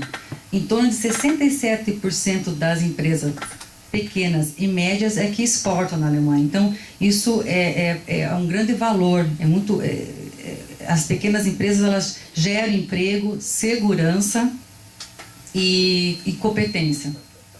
Também no sistema, na prática acontece com a questão trabalhista. Lá não pode ser mandado embora um trabalhador, um empregado sem justa causa. É bem complicado, eles fazem as suas cláusulas, o trabalhador com o empregado, e para mandar embora alguém é muito complicado, ou seja, há uma estabilidade maior também em relação a isso. E também posso destacar a questão cultural. Na prática, a questão do coletivo é mais importante do que o individual. Às vezes nós estamos aqui, eu acho muito engraçado, isso pode ser, podemos especular, pode ser que a gente tenha uma vertente, uma influência muito norte-americana. Ah, mas como que eu não posso fazer, se é digamos, a minha casa, ou o meu direito, ou enfim, não pode, porque o coletivo vem em primeiro lugar. Você pode, se isso não prejudicar o coletivo. Se prejudicar, acabou. Então, por exemplo, se você vai numa praça, se você vai em algum lugar na Alemanha, você não pode prejudicar aquele bem público. Guten Tag, professora Cláudia. Bom dia, professor Rogério. Bom dia a todos. Hoje eu estou aqui com a Bianca, ela que é acadêmica de Direito do 3º período da noite, e gostaria de fazer uma pergunta para você, professora Cláudia. Professora, como que funciona na prática o Estado Social Democrático na Alemanha? Agora eu gostaria de chamar o meu colega Johnny Paz, que está lá no bloco D de Direito. Bom dia, Thalita. Bom dia, professor Rogério. Bom dia, professora Cláudia. Estou aqui com a aluna Júlia, do 3º período de Direito, e ela também tem uma pergunta para fazer. Bom dia, professora. Eu gostaria de saber se o Brasil adotasse o sistema parlamentarista da Alemanha, se a política brasileira ficaria melhor. Johnny Paz para o Sábado do Saber. Jornalistas. Não é por jornalismo, mas tem jornalistas aqui.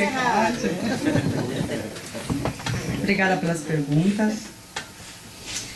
Como eu havia já falado para vocês, a primeira pergunta foi sobre o Estado Social de Direito, né?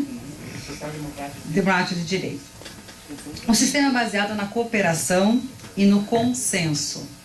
Como eu já falei para vocês sobre sindicatos nas empresas e o governo nos bancos, mas isso seria no sentido mais legal, que isso acontece, esse Estado Social. Vamos falar um pouco sobre a questão econômica. 95% da economia alemã é de empresas de pequeno porte, de médio e pequeno porte.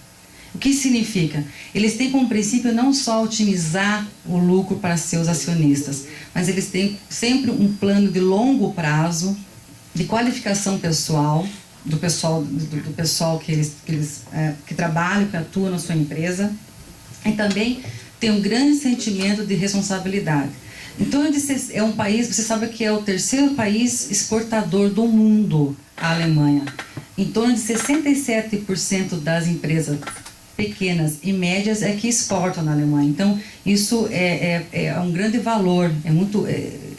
As pequenas empresas, elas geram emprego, segurança e competência. Também no sistema, na prática acontece com a questão trabalhista. Lá não pode ser mandado embora alguém, um trabalhador, um empregado, sem justa causa. É bem complicado, eles fazem as suas cláusulas, o trabalhador com o empregado, e para mandar embora alguém é muito complicado, ou seja, há uma estabilidade maior também em relação a isso. E também posso destacar a questão cultural.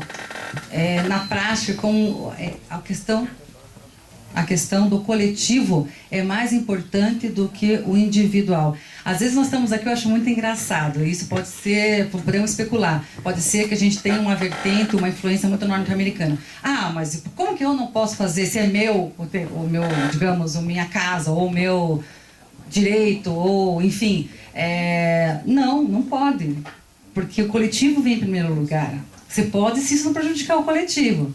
Se prejudicar, acabou. Então, por exemplo, se você vai numa praça, se você vai em algum lugar na Alemanha, você não pode prejudicar bom dia, aquele bem professor. público. Obrigado pelo Sábado do Saber. Queria agradecer também a professora Cláudia por ter vindo aqui fazer essa palestra pra gente. E aproveitando que você acabou de falar de sair do país e tal, aproveitando esse gancho, eu queria que você falasse um pouco da questão da experiência. Quem pensa realmente, tem pessoas que querem sair do país e querem viver em outro país, e no curso de Direito a gente vê muito em questão de leis, e a gente está muito preocupado com as leis brasileiras, né?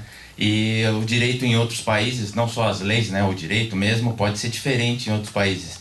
Então eu queria que você falasse e desse uma dica para quem quer tá fazendo direito e quer trabalhar em outro país, como é que pode direcionar essa carreira para ir para lá, o que seria interessante, na sua vivência, o que te ajudou o curso de Direito ou a sua vida para ir trabalhar com direito fora do país? Mais diretamente da Alemanha ou dependendo da situação? Independente. Na verdade, direito é um pouco mais delicado. Se for para se preparar, seria o direito internacional e as questões empresariais, né, de direito realmente de exportação e importação. Em outras questões é bem complicado. É bem complicado trabalhar fora. Você pode trabalhar com questões migratórias também, mas sempre voltado ao direito internacional. Questão trabalhista, questão social, é o direito muito específico. A Alemanha, especificamente falando, é muito mais fácil, e hoje há uma grande necessidade de profissionais de engenharia e medicina. Por quê? Porque lá existem os cursos técnicos de várias áreas. E os jovens preferem os cursos técnicos do que a universidade, porque a diferença de salário não é muito grande e o tempo de preparação é curto, é mais curto. Então está faltando muitos profissionais, sobretudo nessas áreas que eu falei. A universidade tem como característica lá de você se tornar realmente um cientista. Nós estamos na faculdade, como falei para vocês, para ser cientistas e contribuírem para nossas áreas. Se você quer ser só um profissional, só cumprir, saber ser um bom técnico na área que vocês querem, vai ser técnico. Não vai ter uma faculdade. Então isso é muito forte na Alemanha. Então, sobretudo a engenharia e medicina, como eu falei, direito é um pouco mais complicado. Toda pessoa que vai trabalhar na Alemanha tem que fazer novamente uma reciclagem, por exemplo, enfermagem, mais 3 anos de curso. Todos, como eu falei para vocês, para vender pão aos Bildung, que eles chamam, que é um curso de formação, a tradução poderia ser assim, são 2 anos. Então, o mercado de trabalho alemão é bem fechado. Mas a gente sabe de outros países que não é bem assim. Por exemplo, hoje o Canadá está, principalmente na parte de Quebec, está recrutando desesperadamente trabalhadores, e salvo na área de medicina em geral, enfermagem, outros que dizem que é complicado. Chegando lá, eles fazem você realmente fazer novamente. Outras áreas, eles estão bastante abertos, inclusive reconhecendo diploma. E na Alemanha, principalmente cursos técnicos, que não requerem informática, arquitetura. É uma linguagem mais universal, não é tão específica, fica mais fácil. O direito é um pouquinho mais complicado. Mas em termos profissionais eu digo isso, é muito rico, as regras são outras, a pontualidade é uma coisa muito séria na Alemanha, é uma falta de respeito chegar atrasado em qualquer situação, é um estresse constante, mas isso é uma regra rígida em todos os sentidos, inclusive o metrô, né? O ban, você chega lá, 8h03, 8h03, vai sair. E o motorista, ele vai te ouvir. No meu caso, do lado da minha casa, tinha uma escada. Se você desce a escada, você está vendo se ele já está indo embora ou não. Ele está te vendo se está descendo a escada, ele vai embora. Por quê? Porque você, por causa de uma pessoa que está atrasada, seja lá o motivo, pode ser justo, né? Pode ser justo o meu motivo do meu atraso, mas isso não importa. Por causa de uma pessoa, você vai atrasar o sistema inteiro coletivo? Não. Então, você vai perder. E a 8h03 ele vai sair e todo o sistema tem que funcionar redondinho. Mas como eu já repito, se eu fosse jovem e tivesse oportunidade, eu iria, mas eu iria com um olhar de voltar para contribuir, porque é muito bom voltar para casa. Eu estou muito feliz de estar aqui, em que pese nossos problemas, nossas questões políticas e econômicas é no nível mundial.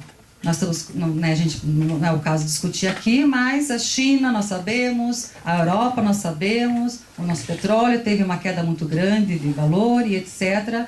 Isso é cíclico, o capitalismo vive de ciclo. Agora, a questão da crise política nós vamos ter que resolver aqui em casa mesmo, no Brasil. Isso é um momento que, se for bom o que vai estar acontecendo, tem que ser bom para nós mudarmos de vez. Refletimos, como eu falei, lembrar que o legislativo é importante, enfim, pensar em outras formas de nos organizarmos.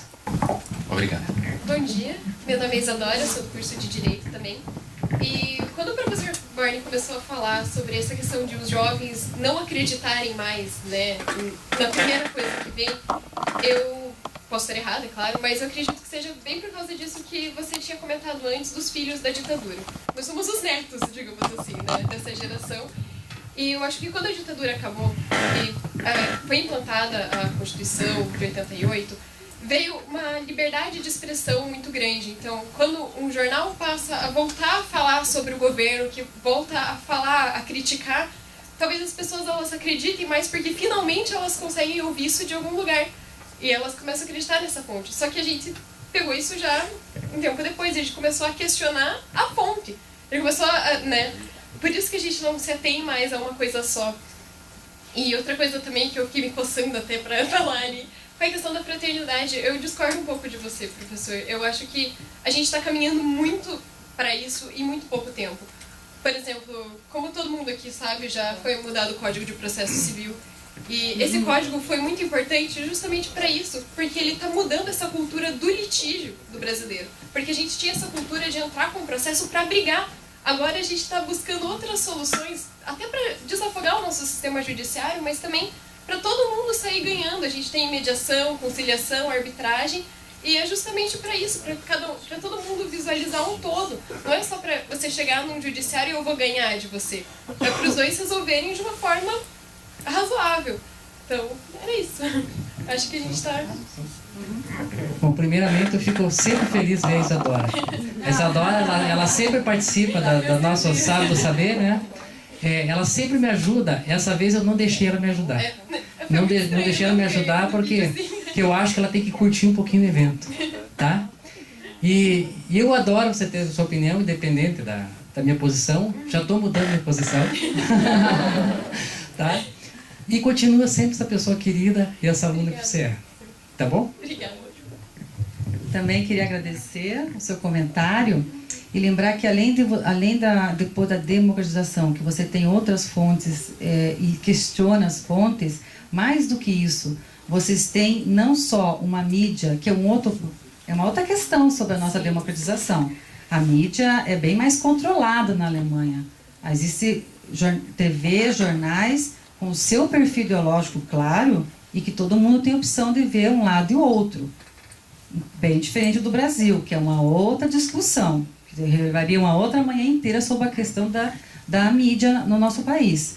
Mas mais do que a mídia em si, de acreditar ou não, vocês têm a internet. A internet traz outras fontes e você vê de um lado, opa, a televisão falou uma coisa, a internet faltou. Você não precisa acreditar nem na internet e nem na TV, mas você tem a condição de refletir, puxa, olhar a realidade e falar, puxa, eu acho que esse lado está certo e esse outro. Isso realmente, quem tem essa vantagem é a geração de vocês. E é muito bom, muito bom. Eu falo bastante de pessoas que saem de outros países para ir para a Alemanha, né? E se for ao inverso, né? Pessoas da Alemanha vindo para outros países, inclusive para o Brasil, né? E entrando mais na parte religiosa. Eles têm implantado, eu mesmo faço parte de uma igreja que é Irmãos Menonitas, que são implantados por um alemão, né? E eles são assim de personalidade muito forte. Então quem sai de outros países para ir para a Alemanha se adapta à cultura deles. Mas quem é da Alemanha e vem para outros países, principalmente o Brasil, que é normalmente mais aberto, eles mantêm rigidamente a cultura deles, né?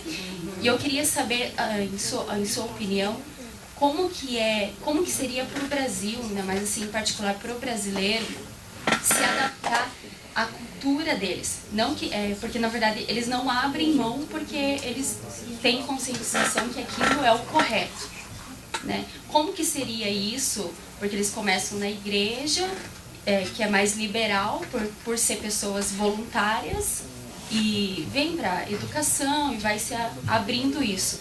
Como que o brasileiro se adapta à cultura deles? Será que é sofrível, né, ainda mais pelo tempo que estamos passando, ou vai ser um sofrível para melhor? Bom, primeiro falando dos brasileiros na Alemanha, depois o inverso. É difícil. Na verdade, e sobretudo, tem por vários aspectos, por eles e por nós. Primeiro, quando encontrava alguns brasileiros que não eram do Sul, principalmente do Nordeste, que tem muito mais do que no Sul, nordestinos, eles olhavam para mim, você é de Curitiba? Então você não sente diferença, já se sente em casa, eles brincavam assim comigo.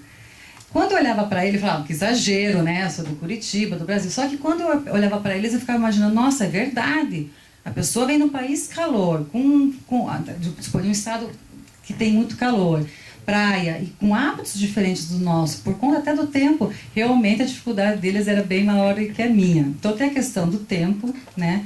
E a questão cultural. Realmente, inclusive com os refugiados agora, os alemães acreditam que eles podem germanizar. Ou seja, você aprende a língua alemã e você está na casa deles e vai ser do jeito deles. Desde a pontualidade, separação do lixo, que é super sério, filas no caixa tudo tem fila no caixa do mercado, silêncio e respeito em relação a regras, inclusive, que não pode se tomar banho depois das 10 quando é prédio, porque você vai fazer barulho na tubulação. Só para vocês terem uma ideia. É assim. A partir das 8 da noite você vê um silêncio grande. Como está frio, as pessoas vão para casa, eles são muito caseiros por conta também. O tempo determina muito isso. É bastante difícil a adaptação, de forma geral. Eu acho que há pessoas que se adaptam, mas de forma geral são pessoas que se adaptam no sentido assim, eu gostei que as regras são assim, eu vou cumprir e estou bem. Por exemplo, você não pode, nós curitibanos somos assim também. Você vai na casa de alguém, você avisa, pelo menos um dia antes. Se é muito amigo íntimo, você avisa antes. Nunca você vai chegar na casa de alguém sem avisar. E isso no Nordeste é normal. Você pode estar de pijama lá, tranquilo, descansando. Vai chegar alguém, mas a pessoa nem me avisou, eu tô descansando. E lá é treino. Alguém me contou uma experiência pessoal, eu não vi, mas que um irmão fez surpresa pro outro, chegou sem avisar e ele falou, desculpa, eu não estou preparada para te receber, volte amanhã. É sério. Você descumpriu uma regra social, é sério. Eu não duvido que isso tenha acontecido. Então, é um pouco assim, realmente o brasileiro tem que se adaptar, mas não é tão difícil porque nós somos flexíveis. A gente vai, tem que fazer, tá bom, eu vou fazer. Aí você tenta dar aquele jeitinho brasileiro, não dá certo. Aí você para de fazer o jeitinho brasileiro. Você vê que não dá certo. Ou você vai ser penalizado, ou alguém vai chamar a tua atenção, né? Então, de forma... Agora... Ao contrário, um alemão no Brasil, eu sempre fico imaginando, meu Deus, se jogassem um um alemão no Rio de Janeiro, vamos fazer um exemplo bem típico nosso, não vamos dizer Curitiba, e não falassem nada para ele de regras sociais, eu não sei como é que ele ia, porque o ônibus nunca vai, não tem horário, se tem não vai cumprir, enfim. Não estou falando só do aspecto negativo, estou falando do aspecto de hábitos. Não estou falando que é bom ou ruim nosso. Estou falando que ele está tão acostumado. Por exemplo, chegou uma espanhola casada com um alemão. A primeira coisa que ela foi na prefeitura foi levar o registro federal de endereço. Onde que eu registro? Não precisa registrar aqui o endereço teu na prefeitura, entende? Não existe, por exemplo, pessoas no posto para encher o teu tanque. Né? Ela pegou, desceu do carro, foi lá, pegou no tanque, colocou e foi pagar. Não, aqui nós temos os rentistas. Enfim, são hábitos, mas assim, eles têm maior dificuldade quando chegam aqui e normalmente eles se mantêm. E a maioria deles vai embora. Eles não têm dificuldade. Em que pese, eles têm um carinho e uma admiração, não admiração, mas eles têm um carinho, eles gostam do brasileiro. Então, por exemplo, diferente, eles estão bastante delicados em relação ao imigrante, mas se você fala vários países, depende do país, eles fazem um tipo de reação. Se fala que é brasileiro, eles já abrem um sorriso. Eles acham que a gente é o país do carnaval e está tomando caipirinha e sambando na frente do mar todo dia. Eu falo, infelizmente não é verdade, eu falo. Infelizmente eu não fico tomando caipirinha na frente do mar, infelizmente não é a verdade. Mas eles têm, e como nós somos simpáticos, olha como nós recebemos os imigrantes, o estrangeiro. Pode vir um alemão, o que a gente vai fazer? Vai ter atenção, vai ter curiosidade, vai querer indicar para ele algum lugar. Nossa, a maioria de nós brasileiros somos assim. Nós do Nordeste, então, vai levar ele para casa, para ele comer uma muqueca em casa, e leva. E o cara vai se sentir... No Nordeste, um alemão, ele se sente um deus. Todo mundo quer agradar, todo mundo é alegre, todo mundo dança, todo mundo... Eles acham isso aqui um paraíso nesse sentido. Nesse sentido de nós temos uma alegria, uma espontaneidade que eles não têm. Então, eles queriam ter isso também. Não tem. Mas é mais difícil para eles se adaptarem. Muitos alemães bem, mas realmente não é fácil para eles também, por outros motivos, se adaptar aqui. Eu queria agradecer a presença. Eu sou Paula, do curso de Direito. Eu vi que você colocou que a posição, que a religião lá predomina bastante em tudo. Que até quando eles vão fazer registro na prefeitura, como você colocou, eles têm que indicar qual a posição religiosa deles. E é até cobrado um imposto em cima da posição religiosa. Esse imposto, ele tem diferença de valores para católicos, para protestantes, e ele também é revertido para os partidos dessa determinada religião? A diferença de valor não há. É a mesma porcentagem para tanto uma religião para outra, mas vai direto para a igreja. É para manter a estrutura da igreja que existe essa contribuição religiosa. Aliás, até de contribuição, só para mais uma contribuição que não é religiosa, mas a título de curiosidade, a ex-Alemanha Oriental, até hoje existe um imposto para a reconstrução da ex-Alemanha Oriental, que tanto quem mora daquele lado quanto quem mora na parte ocidental pagam. Ou seja, vocês pagam, as pessoas pagam por tudo na Alemanha. Mas não há diferença, e esse imposto, voltando à religião, é para realmente manter as estruturas da igreja, como se fosse um dízimo, só que legalmente cobrado no imposto de renda.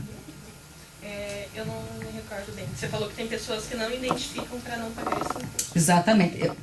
Elas literalmente não pagam alguma outra taxa? Não, eles não pagam. Eu estava especulando por que há um grande número de pessoas que não tem nenhuma religião na estatística oficial. Aí eu citei esse exemplo do registro, de que você tem que dizer qual a religião e há imposto. Então, eu vi muitos estrangeiros falando que são ateus para não pagar o imposto. Então, isso é a título extraoficial, eu estou falando uma informação prática, mas pode até ser que esteja mais católicos e mais protestantes, mas que não estão dispostos a pagar o imposto, enfim, e falaram isso. Mas, na verdade, eles não pagam nada, então, já que eles não declararam. Eu quero saber dos políticos alemães, se tem algum pré-requisito para você ser político, se é como aqui no Brasil, que basta você ter uma idade X para participar de algum cargo. E também na questão do parlamentarismo e presidencialismo. Qual a maior vantagem para você do parlamentarismo em relação ao presidencialismo?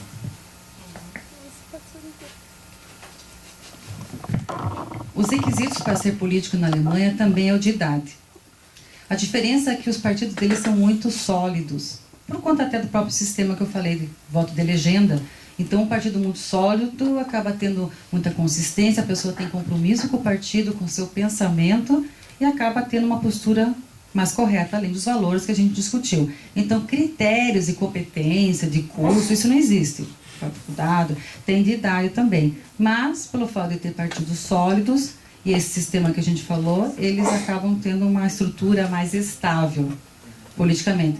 E é assim, dou um exemplo político para vocês. Em 2011, se não me engano, um ministro que ia ser o novo chanceler, depois de Angela Merkel, estava cotado para ser, foi acusado de plagiar o seu doutorado.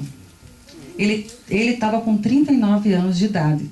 Era, ou seja, o próximo chanceler. E ele acabou perdendo toda a carreira política dele por conta do plágio. Perdeu o título de doutorado na faculdade e perdeu o cargo político. Então, para você ter a seriedade dos valores, né, que abarcam um político, mas critérios objetivos não há. Em relação ao presidencialismo e parlamentarismo, depende de cada sociedade, né? Cada sociedade tem suas necessidades. Se você tem um parlamentarismo com menos partidos e consegue negociar, poderia ser melhor. Eu acho que até no nosso país, as pessoas iriam prestar mais atenção. Puxa, se são eles que vão dizer quem é o presidente, não eu, vamos votar melhor neles. O que não está acontecendo hoje. Eles ainda hoje têm o poder, inclusive, de tirar um presidente. E nós não estamos prestando atenção. Quem sabe, se fosse parlamentarista, a gente tomaria mais atenção. Puxa, eles vão escolher e podem tirar, deixa eu prestar atenção em quem eu vou votar para deputado. Talvez, nesse sentido, o parlamentarismo seria melhor, junto com uma reforma política para não ter tantos partidos, que teria que ser discutido melhor, senão também não há negociação, nesse sentido. Obrigado. Bom, pessoal, dois recadinhos. Primeiro, na quinta-feira, nós teremos um debate sobre o direito eleitoral no Brasil. Vamos falar alguns pontos polêmicos. Vai participar desse debate eu, o professor Rogério, né? A professora Cláudia vai estar, quinta-feira, 19 horas, a princípio na sala 44, que era uma sala maior. O professor Frederico Almeida, que fez o primeiro sábado do saber. O professor Nelson Bicker Jr., que participou do segundo sábado do saber. Então, vocês estão convidados. Ali tem que fazer inscrição na internet. Mas as pessoas estão com dificuldade de fazer inscrição e a Mara diz para assinar a lista no dia. Só não sei se vai ter lugar para todo mundo. Mas nem que fique no corredor, a gente dá um jeito. Tá? Outra coisa, eu e a Cláudia, lá no Tribunal Regional Eleitoral, nós estamos elaborando um projeto fantástico para conhecer o Tribunal Regional Eleitoral. A princípio vai ser no começo de junho. Para acadêmicos de todas as áreas. Então, o projeto para acadêmicos de todas as áreas. A gente vai reunir um dia no tribunal, convidar quem quiser ir, vai sair certificado e visita orientada quem está fazendo. Nós vamos reunir acadêmicos de todas as faculdades. De todas as faculdades. É uma palestra. Depois, eles vão assistir um pedaço da sessão, se coincidir o dia da sessão de votação, vai coincidir. Depois eles vão fazer um passeio, conhecer os cartórios eleitorais, a central de atendimento e as urnas eletrônicas. Né? Então, vocês vão receber um certificado de atividade complementar e para quem está fazendo visita orientada, vai ter frequência em visitas orientadas. Vai ser para todas as faculdades de Curitiba e região metropolitana, porém, você sabe que aqui é minha casa. Então, o primeiro, provavelmente eu vou fazer algum trabalho com vocês como a primeira faculdade a participar desse projeto. Ok? Então, com o tempo eu vou anunciar para vocês, vou convidar vocês. Eu não, nós, fraternidade, eu e a Cláudia. Né, uma parceria de muito tempo. Né, não vou falar o tempo, mas eu e a minha Meine Kleine Schwester, minha irmãzinha Cláudia. Tá certo? Eu vou passar... Primeiro eu quero agradecer mais uma vez a oportunidade de estar esse sábado de manhã com vocês. Muito obrigada. Realmente me surpreendeu a posição. O professor Rogério Born tem razão em relação a como vocês estão acompanhando e discutindo esse assunto. O mundo está em mudança, o Brasil está em mudança. Então nós temos que ser autores e não espectadores desse momento. E se a Europa deu as suas soluções surgiu seus problemas e ela deu as suas soluções, nós aqui no Brasil temos que fazer as nossas soluções. Observem bem a América Latina, por exemplo, que é um tema que o pessoal de direito, que é um tema que eu sou apaixonada, direito constitucional latino-americano. Quais soluções que nós latino-americanos, que nós brasileiros vamos dar para o mundo? O mundo está em mudança. Qual a solução que nós brasileiros vamos dar para o nosso país? Então, está a hora de nós sermos realmente autores e não somente espectadores nesse momento. Muito obrigada por tudo.